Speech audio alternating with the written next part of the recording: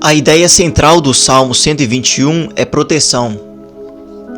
Por 6 vezes a palavra guarda ou guardará aparece no Salmo 121, porque essa é a ideia do texto.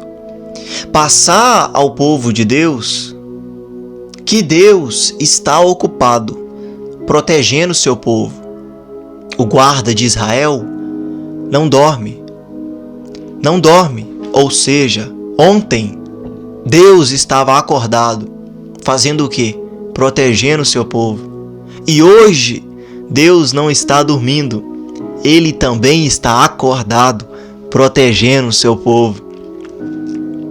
E amanhã o guarda de Israel não dormirá. Amanhã ele também estará acordado, aleluia, protegendo o seu povo.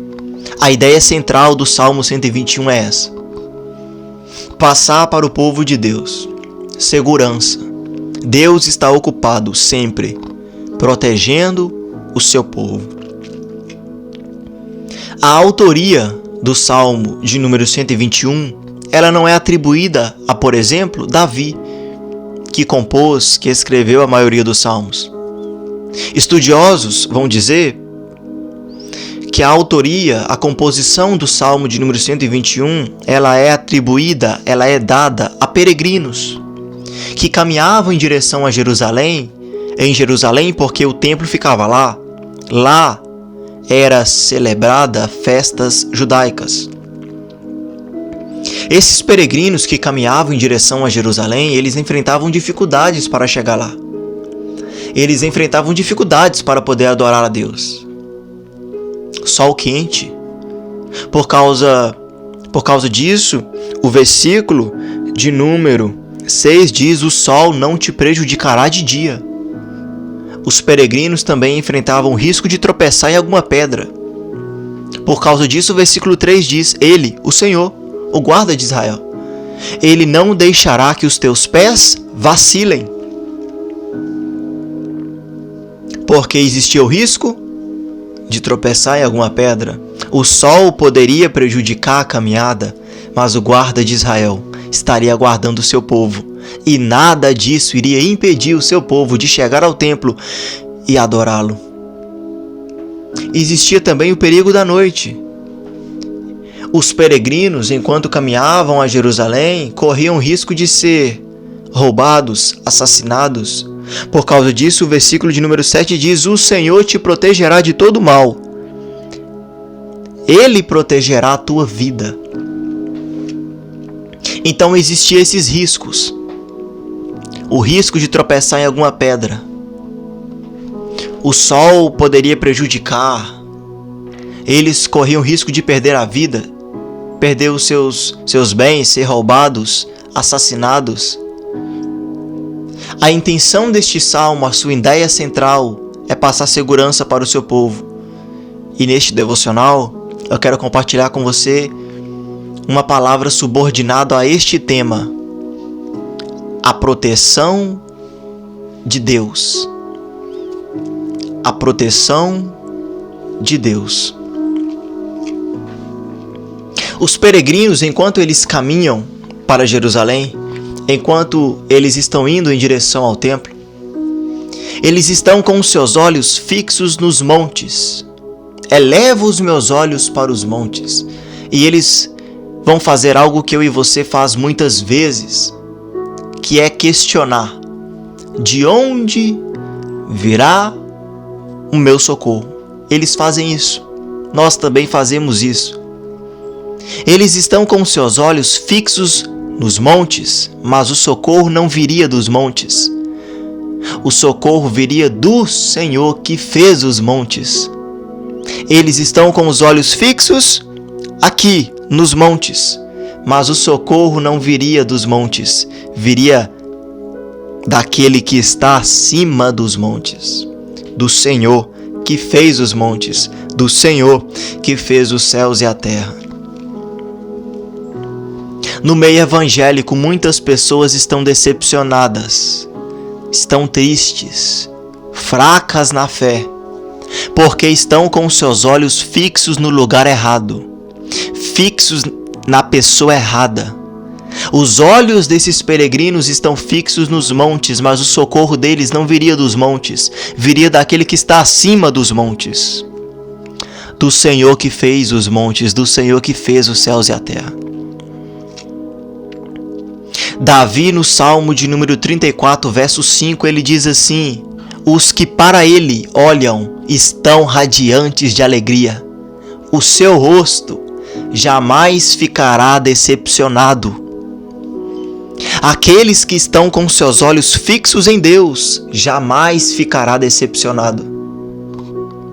Aqueles que estão com seus olhos fixos em Deus estão radiantes de alegria.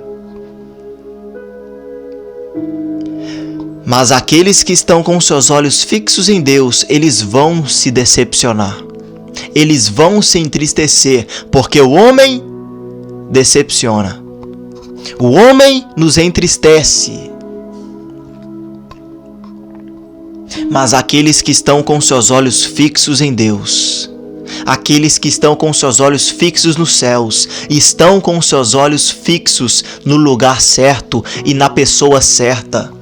Aqueles que estão com seus olhos fixos em Deus jamais irão ficar decepcionados, porque o Senhor não decepciona ninguém.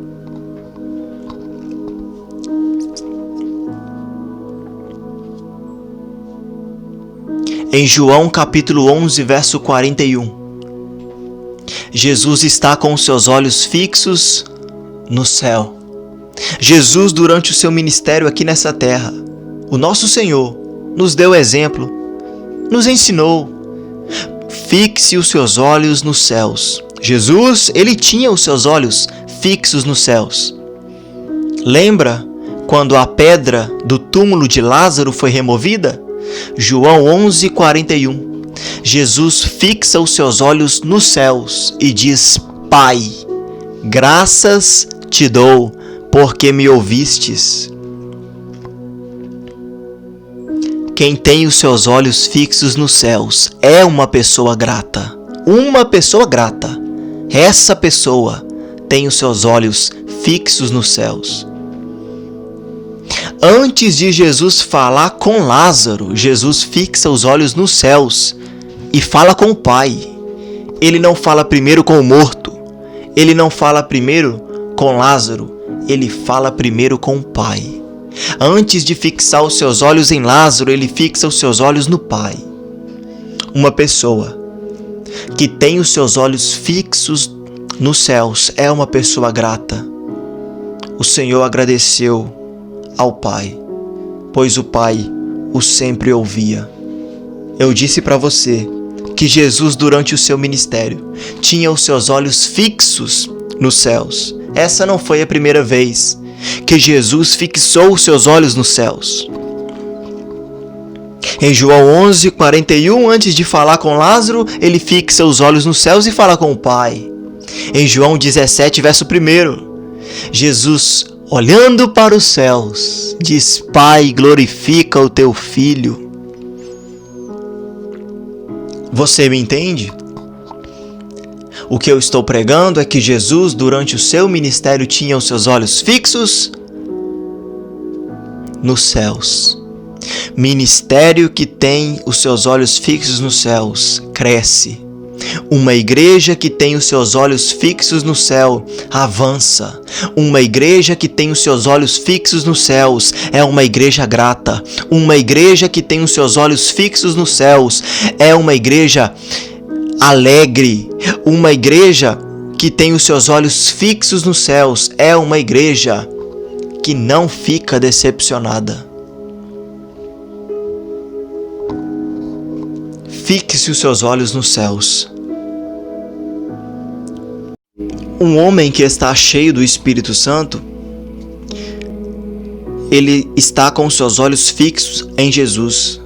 Uma mulher que está cheia do Espírito, ela está com os seus olhos fixos em Jesus, fixos nos céus. Eu não acredito em alguém que me fala: eu estou cheio do Espírito, eu estou cheia do Espírito, mas os olhos estão fixos no homem, não está cheio do Espírito coisa nenhuma. Atos capítulo 7, verso 55.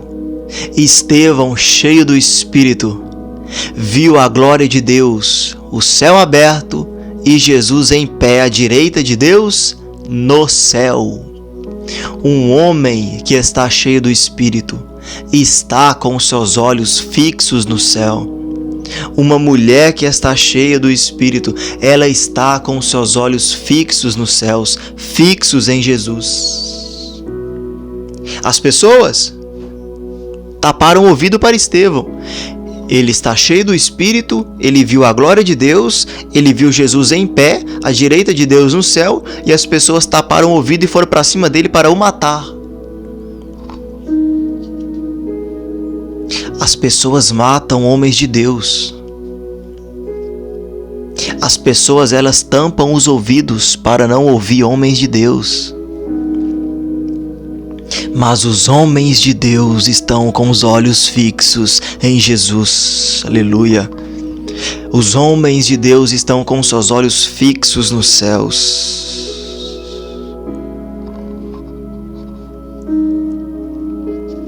Abre os nossos olhos, Senhor, para que possamos ver as maravilhas da Tua lei. O salmista fez essa oração no Salmo 119, verso 18. Abre os meus olhos para que eu possa ver as maravilhas da Tua lei. Que o Senhor abra os nossos olhos para que possamos ver os céus abertos. Que o Senhor abra os nossos olhos para que possamos fixar os nossos olhos nas maravilhas que encontramos na palavra. Da palavra pode vir socorro.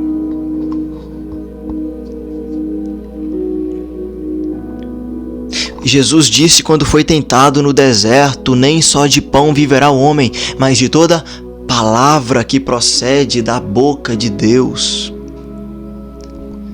O pão alimenta o nosso corpo, mas a palavra de Deus alimenta a nossa alma. Da palavra pode vir a cura para a ansiedade, a libertação desse remédio. Quem não guarda a palavra não tem a vida eterna. Quem não guarda a palavra não tem acesso a Deus, por mais que cante muito bonito, por mais que pregue muito bem. Quem não obedece à palavra, quem não guarda a palavra, não tem a vida eterna, não tem acesso a Deus e está com a alma enferma. Por que o salmista, no Salmo 119, verso 18, ele ora para que Deus abra os olhos dele, para que ele possa ver as maravilhas da palavra? Porque só Deus pode fazer isso. Eu não posso abrir os seus olhos para que você veja as maravilhas que tem na palavra. Só Deus pode abrir os nossos olhos para que possamos ver as maravilhas que há na palavra de Deus. Na minha geração tem muita gente que ouve a palavra da amiga ímpia, ouve a palavra do amigo ímpio, ouve a palavra do cantor famoso, a palavra da cantora famosa, a palavra do ator famoso, a palavra do filme, a palavra do mundo.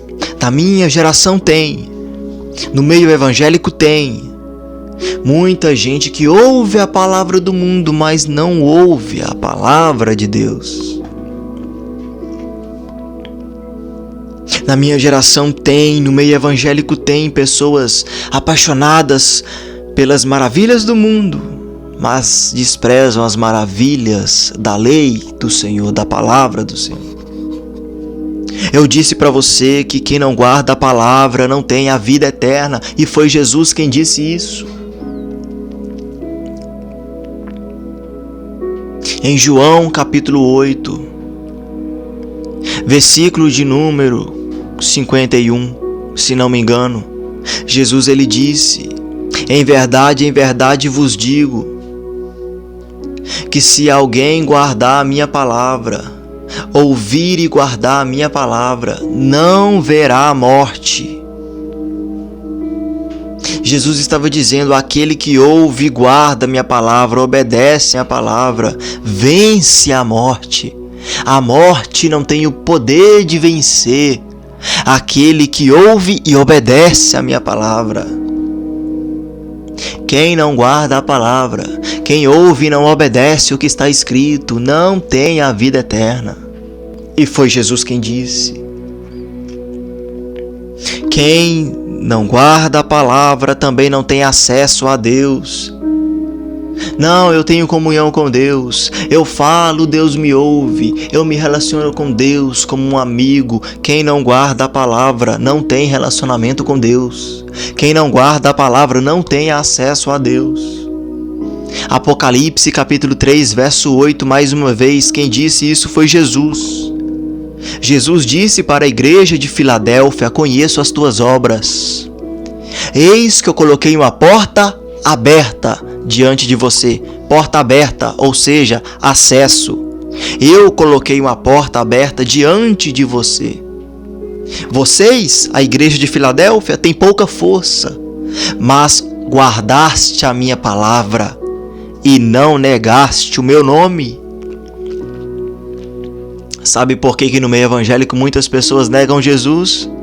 Negam Jesus no trabalho, negam Jesus na escola, negam Jesus no meio da política. Lá não é evangélico, lá não é cristão, lá se esquece dos princípios. Sabe por que muita gente na minha geração nega Jesus, nega o seu nome? Porque não guarda a palavra. Querido irmão, querida irmã, ter pouca força não é o problema. Foi Jesus quem disse para a igreja de Filadélfia: vocês não têm muita força, vocês têm pouca força, mas usaram a pouca força que tinha para guardar a palavra. Usa a força que você tem para guardar a palavra. Usa a força que você tem para meditar nessa palavra. Em relação à palavra, na minha geração, muita gente acha caro investir no conhecimento das Escrituras. A janela da Netflix renova todo mês, renova todo ano, mas um livro em relação às Escrituras é caro. Por causa disso é enganado muito fácil. Por causa disso é enganada muito fácil. Culto de ensino, isso é bobeira. Que o Senhor abra os nossos olhos para que possamos ouvir e obedecer a palavra. A palavra do homem perece, mas a palavra de Cristo é imperecível. Jesus disse: os céus e a terra passarão, mas as minhas palavras não passarão. A palavra do homem passa, a palavra do homem perece, mas as palavras de Cristo permanecem para sempre. Ouça a palavra, ame a palavra, estude a palavra, medita na palavra, invista no conhecimento da palavra.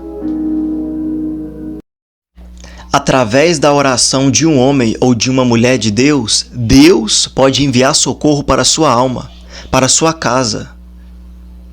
Em Números capítulo 11, verso 2, através da oração de um homem de Deus, Moisés, Deus enviou socorro para a nação de Israel no deserto. Em Números capítulo 11, o povo está se queixando, o povo está reclamando do lugar difícil que Deus colocou eles.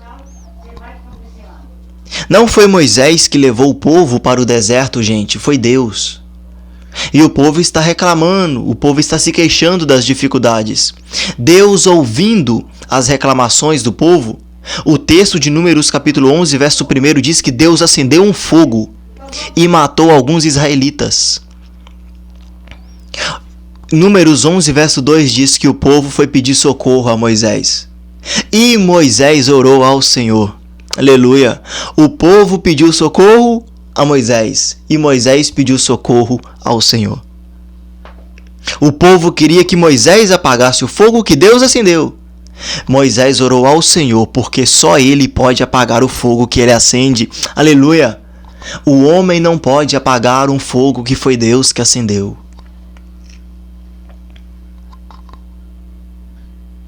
Em Gênesis capítulo 20, versículo 17, Deus, depois que Abraão ora, Deus envia socorro para uma casa, a casa de Abimeleque. Em Gênesis capítulo 20, Abraão conta uma mentira. ele fala que Sara é sua irmã e não sua esposa. Abraão fala isso para o rei de Gerar, Abimeleque. Abimeleque toma Sara com a intenção de se relacionar com ela, mas dormindo, Deus fala com Abimeleque por meio de sonho: se você tocar nela, se você tocar em Sara, você morre. Eu gosto disso porque Abraão disse para Abimeleque que Sara era sua irmã. Deus desmente Abraão por meio de sonho: não, essa mulher é casada. Eu oro para que nesses dias Deus revele os mentirosos no nosso meio. Abimeleque, na manhã seguinte, ele vai mandar Abraão, junto com Sara, embora dali. Mas Abraão vai fazer uma oração. E depois que Abraão ora, Gênesis 20:17 diz que o Senhor tornou fértil a casa de Abimeleque. A esposa de Abimeleque não gerava. As servas da casa de Abimeleque não gerava. A casa de Abimeleque era toda estéril. Mas depois que Abraão orou, Deus enviou socorro para a casa de Abimeleque. Deus, através da oração de homens e mulheres justos, pode enviar o seu socorro. Nós somos encorajados a orar uns pelos outros. Uma comunidade que ora, onde uns oram pelos outros, é uma comunidade curada. Tiago capítulo 5, verso 16: confesse os vossos pecados uns aos outros e também orem uns pelos outros, para que sejam sarados. Tiago vai dizer: a oração de um justo é poderosa e eficaz. Não é a oração de todos que é poderosa e eficaz. Tiago disse: a oração de um justo. Eu conheço muitos obreiros que têm inveja de irmãs do ciclo de oração, porque para ele ninguém pede oração. Eu conheço pessoas no meio evangélico que têm inveja. Poxa, por que só pede oração para o irmão? Só pede oração para o fulano? A resposta é simples: é porque ele é justo. Tiago 5,16 diz: a oração de um justo é poderosa. A oração de um justo é eficaz. Por que quando Moisés orou, Deus apagou o fogo? Porque Moisés era justo. Por que quando Abraão orou, Deus abriu o ventre da casa de Abimeleque? Porque Abraão foi um homem justo. Por que quando Elias orou, o céu se fechou e ficou mais de 3 anos sem chover? Porque Elias foi um homem justo. A oração de um justo, ela é poderosa e eficaz. A oração de um justo. Aleluia! Eu acho isso lindo. A oração de um justo pode atrair o socorro de Deus para a sua casa. É responsabilidade de um líder levar os pedidos de oração do seu povo até Deus. Eu repito, Números 11, verso 2. O povo foi até Moisés pedir socorro a Moisés. Moisés, o fogo está matando a gente. Moisés levou o pedido de socorro do povo até Deus. Quantos líderes na igreja ouvem as necessidades do povo e entra no ouvido e sai no outro? Quantos líderes, quantos obreiros, quantos pregadores não estão nem aí para as necessidades dos outros? São falsos. Um verdadeiro líder, um líder justo, um líder levantado por Deus, ele leva os pedidos de oração dos seus liderados até o Senhor.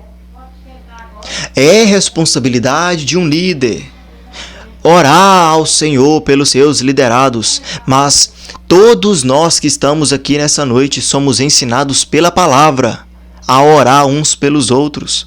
Orar uns pelos outros não é responsabilidade apenas da liderança, é uma responsabilidade de todos nós. Eu repito o texto, Tiago 5,16: confesse os vossos pecados uns aos outros e orem uns pelos outros. No corpo de Cristo não é todo mundo líder, mas todo mundo deve orar uns pelos outros. No corpo de Cristo não são todos pastores, não são todos mestres na palavra, não são todos evangelistas, não são todos profetas, mas todos nós estamos encarregados de orar uns pelos outros, e a oração de um justo pode atrair o socorro de Deus.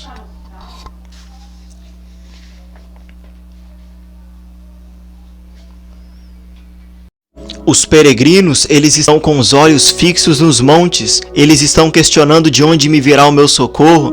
O socorro não viria dos montes, mas daquele que está acima dos montes, pois o versículo 2 diz: o meu socorro vem do Senhor, que fez os céus e a terra. E o Senhor está na onde, irmão Renan? Davi, no Salmo de número 20, verso 2, ele diz que o Senhor está no seu santuário, e do seu santuário o Senhor envia auxílio, ajuda para o seu povo. Lembra de Estevão? Em Atos capítulo 7, verso 55. Estevão viu a glória de Deus, o céu aberto e também Jesus em pé, à direita de Deus no céu, orando ao Pai. Em João 17, verso 11, Jesus disse que o Pai é protetor. É deste lugar que o Pai envia socorro para os seus filhos, do céu. Do céu o Pai envia socorro para os seus filhos na terra. No céu não temos um anjo enviando socorro para o povo de Deus. No céu não temos um apóstolo enviando socorro para o povo de Deus. No céu temos o Pai enviando socorro, auxílio, ajuda, força, graça para os seus filhos aqui nessa terra. O meu socorro vem do Senhor que fez os céus e a terra. De onde virá o meu socorro? De onde virá o seu socorro? Virá do Senhor que fez os céus e a terra. Do Senhor que fez os céus e a terra. Não de uma criatura, mas de um Criador.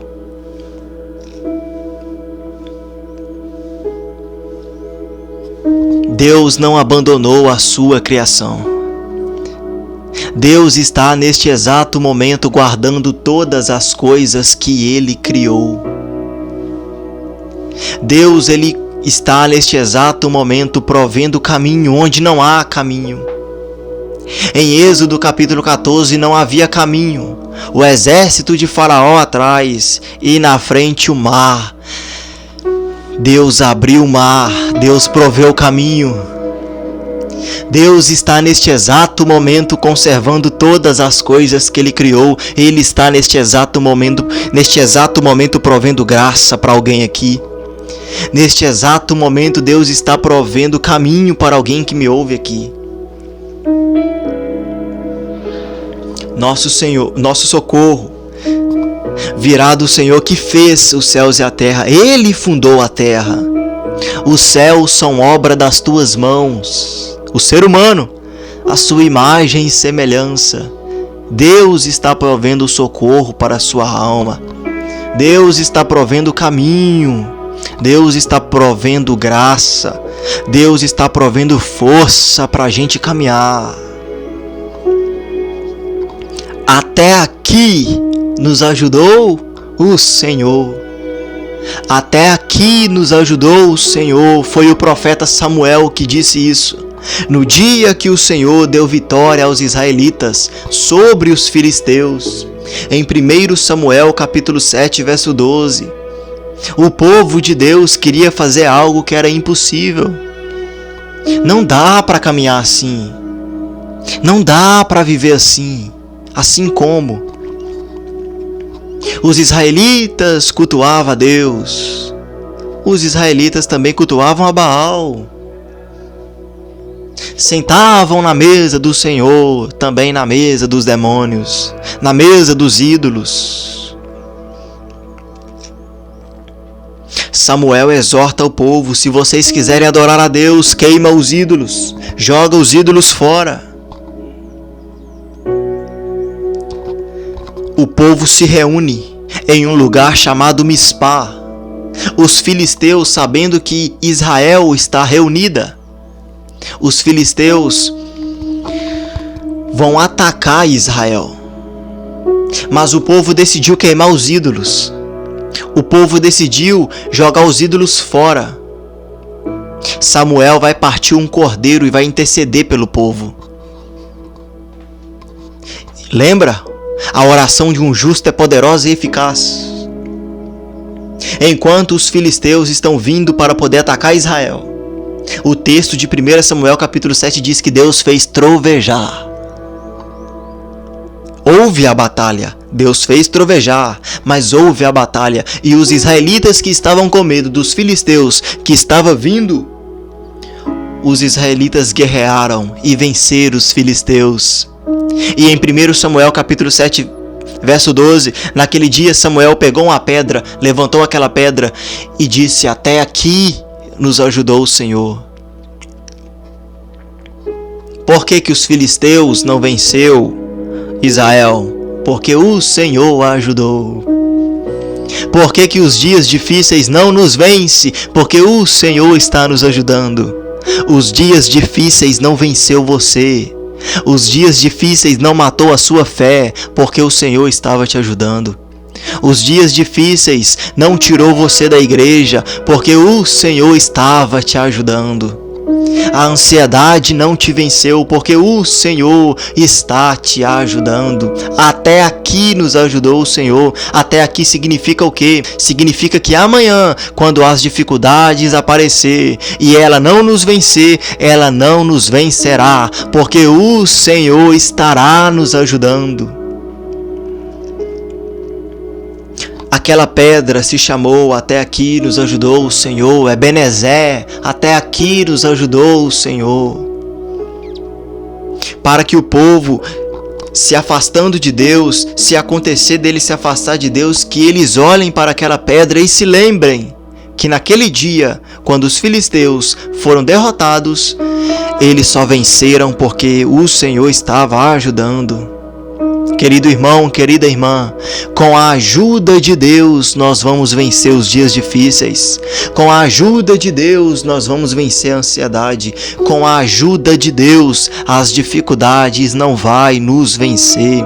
Com a ajuda de Deus, filisteu não vai nos vencer. Com a ajuda de Deus, demônios não vai vencer a igreja. Com a ajuda de Deus, as trevas não pode vencer a igreja. Com a ajuda de Deus, somos mais do que vencedores. Estamos caminhando porque o Senhor tem nos ajudado a caminhar. Ele não deixará vacilar os teus pés. Deus não vacila. Deus não perde a atenção. Deus não perde o zelo. Deus não fica desorganizado. Nós vacilamos. Nós perdemos o zelo. Nós perdemos a atenção. Nós ficamos desorganizados, mas Deus não. Israel andou 40 anos no deserto.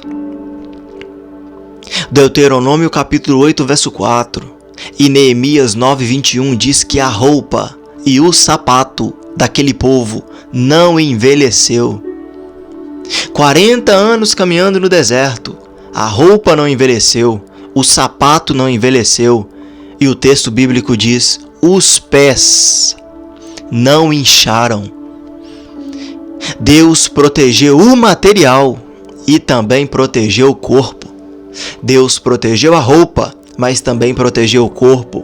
Deus protegeu o sapato, mas também protegeu o corpo. Deus protegeu o material e também protegeu o corpo. No deserto, Deus protegeu tudo isso, o material e também o corpo. No lugar que Deus nos coloca, Ele mesmo se encarrega de nos proteger. Essa proteção de Deus, este cuidado de Deus, este zelo de Deus não está com todos. Não adianta a gente querer romantizar o Evangelho. O símbolo do Evangelho não é um coraçãozinho, o símbolo do Evangelho é uma cruz. Eu quero dizer com isso, não adianta a gente querer romantizar o Evangelho e dizer a proteção de Deus está com todos. Não está. A força de Deus não está comprometida com todos. A proteção de Deus está a favor dos santos. A proteção de Deus está a favor dos salvos, da igreja, do povo de Deus. A força de Deus, a proteção de Deus, o zelo de Deus, o cuidado de Deus não está a favor dos ímpios. Os ímpios, eles caminham sozinhos e em trevas. 1 Samuel capítulo 2, verso 9. Ele guardará os pés dos seus santos, mas os ímpios caminharão sozinhos e nas trevas. A força de Deus está comprometida com a igreja. A força de Deus está comprometida com aqueles que ouvem e obedecem a palavra de Deus. Enquanto nós estamos guardando os caminhos de Deus, enquanto nós estamos guardando a sua palavra, enquanto nós estamos sendo obedientes aos mandamentos de Deus, Deus está guardando a nossa caminhada. A proteção de Deus não está a favor de todos. A proteção de Deus está a favor dos santos. Os ímpios caminham sozinhos nas trevas, mas os santos, o justo, a igreja, passa pelo fogo e Deus está presente. Passa pelas águas, enfrenta tempestades e Deus está presente. A proteção de Deus, ela está comprometida com os santos. A proteção de Deus, ela está comprometida com a igreja. A proteção de Deus não está a favor dos desobedientes, pessoas que ouvem e não obedecem à palavra de Deus. Essas pessoas não têm ao seu favor a força de Deus, a graça de Deus, a proteção de Deus. Levítico 26, verso 14, Deus fala: vocês que ouvem e não obedecem a minha palavra, ouvindo e não obedecendo, a minha face vai estar contra vocês.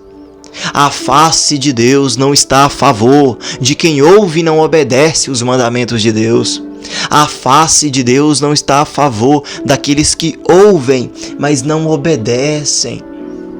A proteção de Deus, a face de Deus, a graça de Deus está a favor daqueles que ouvem e obedecem. A proteção de Deus também não está a favor daqueles que se afastam de Deus.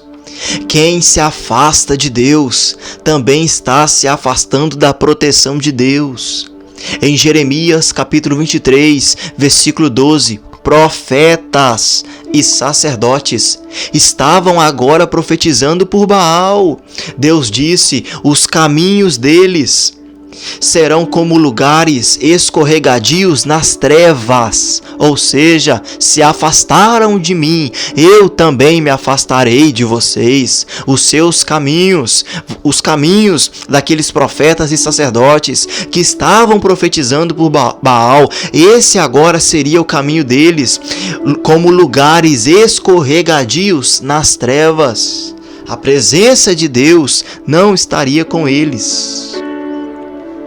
A proteção de Deus não está a favor dos ímpios. A proteção de Deus não está a favor dos desobedientes. A proteção de Deus não está a favor daqueles que se afastam de Deus. Quem está se afastando de Deus também está se afastando da proteção de Deus, do amor de Deus, da graça de Deus, do zelo de Deus. A proteção de Deus não está a favor daqueles que não demonstram arrependimento. Mateus capítulo 23, versículo 38, foi Jesus que disse: a casa de vocês ficará deserta. A casa de quem? Dos judeus, que rejeitaram o cuidado, que rejeitaram o zelo de Deus. A graça de vocês vai ficar deserta, ou seja, vocês não querem a minha graça, vocês não querem o meu cuidado. A casa de vocês ficará sem a minha proteção, a casa de vocês ficará sem o meu zelo, sem o meu cuidado. A proteção de Deus, irmãos, não está a favor daqueles que não demonstram arrependimento. Nos nossos dias, muitas pessoas estão procurando proteção em coisas erradas. A proteção de Deus não é encontrada em ídolos. Ídolos não podem proteger ninguém. Ídolos não podem ferir ninguém. Ídolos não podem curar ninguém. Ídolos não ouvem oração.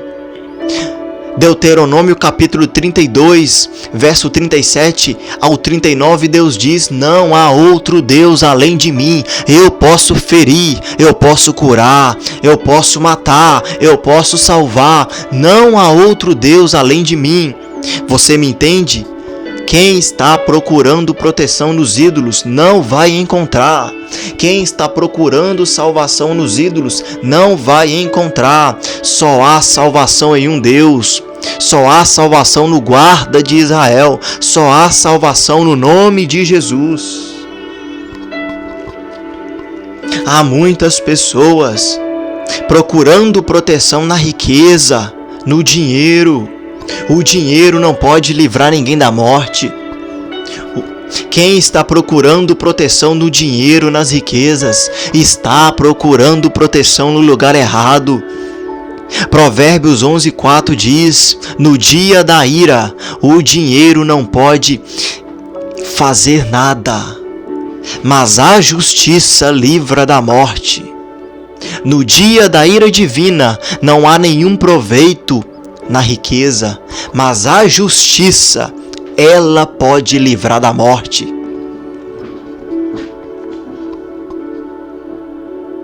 Gênesis capítulo 7, versículo 1, Deus disse para Noé: entra na arca, você e a sua casa, porque você foi o único justo que eu encontrei nessa geração. Aleluia!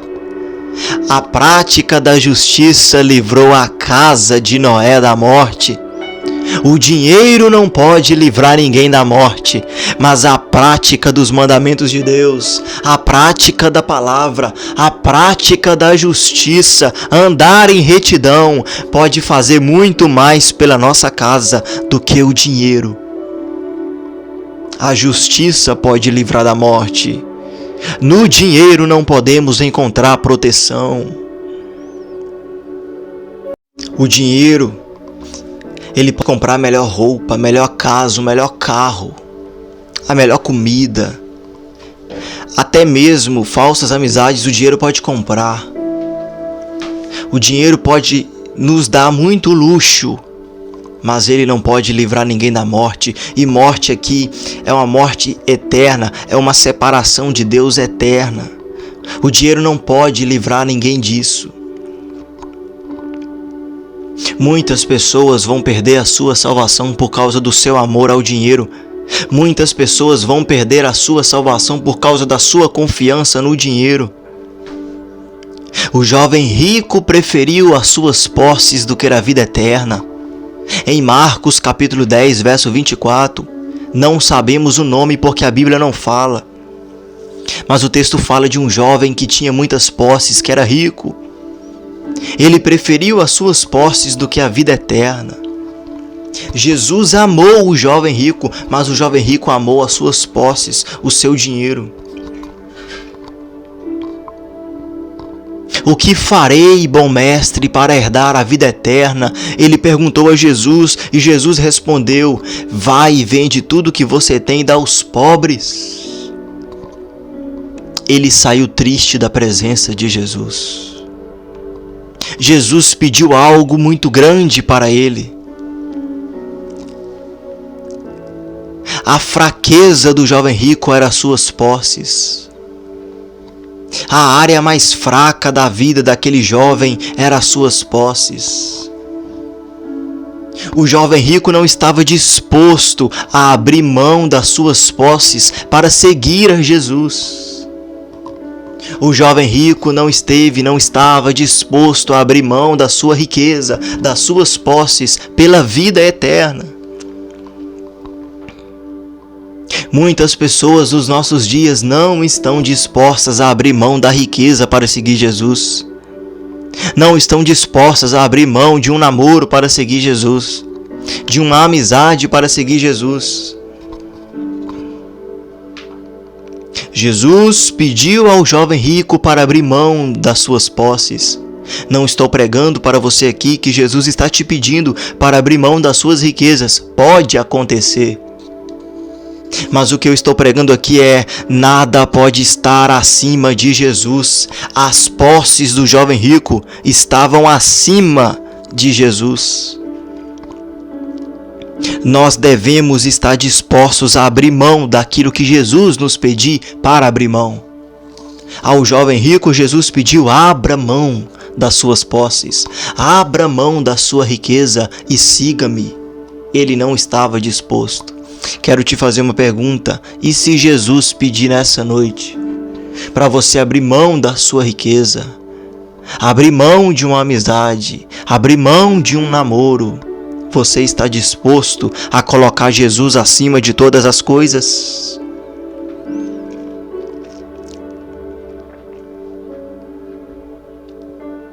O tesouro do jovem rico era suas posses. O tesouro do jovem rico era sua riqueza.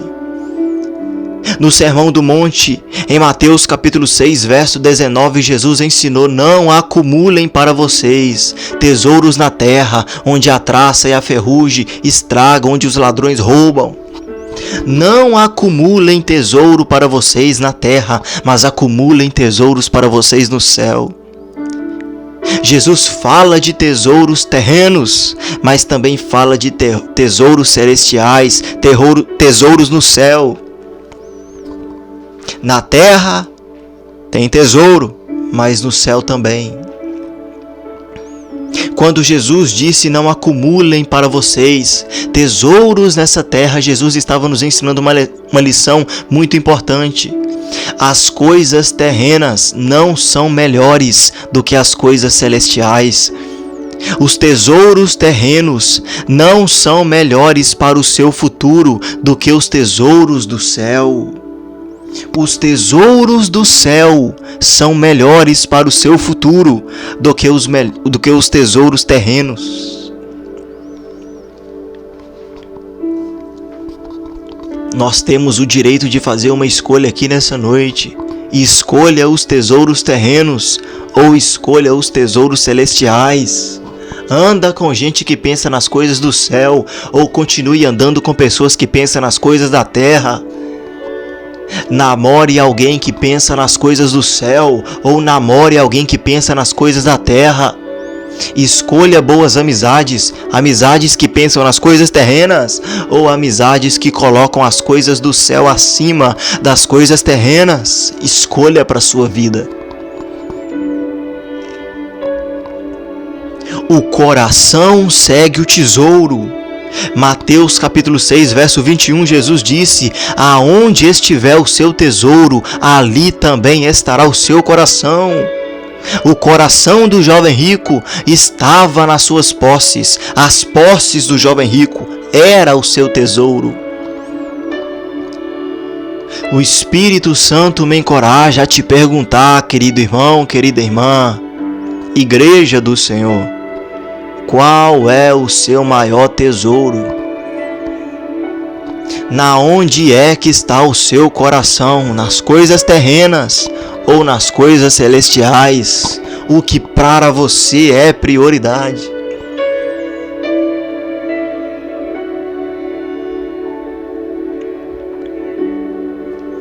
A proteção de Deus, ela é eficaz. A proteção do Pai, ela é eficaz. Algo que é eficaz é algo que não falha. Algo, quando é eficaz, é algo que produz o efeito esperado. Algo, quando é eficaz, é algo que é capaz de alcançar o resultado desejado. A proteção de Deus é isso. A proteção de Deus não falha. Mas a proteção do homem falha. A proteção das riquezas falha. Em João 10, 28, Jesus disse: eu dou a vida eterna às minhas ovelhas, e elas nunca vão perecer. Ninguém pode arrancar as minhas ovelhas das minhas mãos. As ovelhas estão nas mãos São as mãos de Jesus que protegem as ovelhas. No verso 29 de João capítulo 10, Jesus disse que as ovelhas que ele tem foi o Pai quem deu. No verso 28 ele diz que as suas ovelhas estão em suas mãos. No 29 ele diz que as ovelhas estão nas mãos do Pai. As mãos de Jesus estão protegendo as suas ovelhas. E as mãos do Pai também. Eu e o Pai somos um. Jesus e o Pai trabalhando juntos no mesmo propósito, protegendo as ovelhas.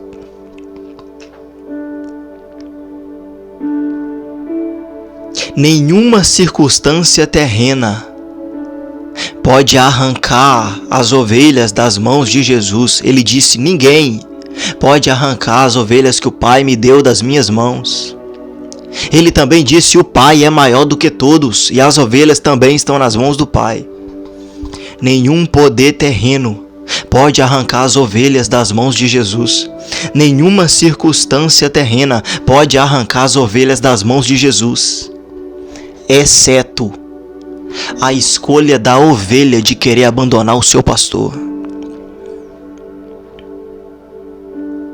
Jesus teve 12 e um se perdeu, Judas Iscariotes. As nossas escolhas podem nos arrancar das mãos do bom pastor. As suas escolhas podem te afastar da proteção de Deus.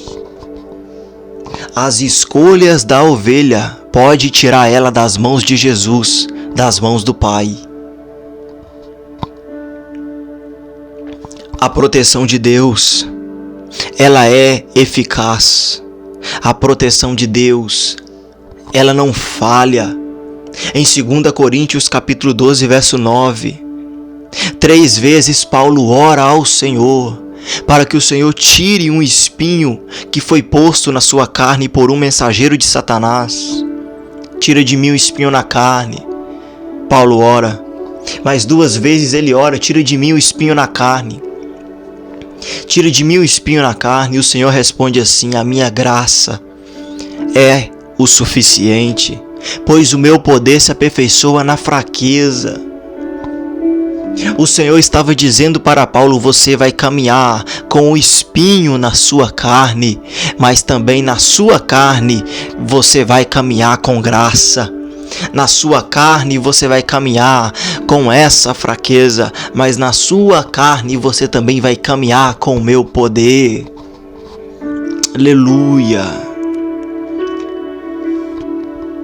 A graça de Deus, ela é encorajadora. A graça de Deus, ela é protetora. O poder de Deus, ele é protetor. O poder de Deus, ele é encorajador. Não espere encorajamento dos homens. Não apoie a sua fé na sabedoria humana. Não apoie a sua fé nas riquezas. A graça de Deus, ela é encorajadora. O poder de Deus, ele é encorajador. O que é que Paulo estava fazendo? Apresentando a sua fraqueza ao Senhor. 3 vezes orei para que o Senhor retirasse de mim o espinho na carne. O Senhor não retirou, mas Paulo apresentou a sua fraqueza ao Senhor, e o Senhor apresentou a Paulo a sua graça. O Senhor apresentou a Paulo o seu poder. A minha graça te é suficiente, o meu poder se aperfeiçoa na fraqueza. Apresente ao Senhor as suas fraquezas. É por aqui que o Senhor nos encoraja a continuar caminhando pela sua graça e pelo seu poder.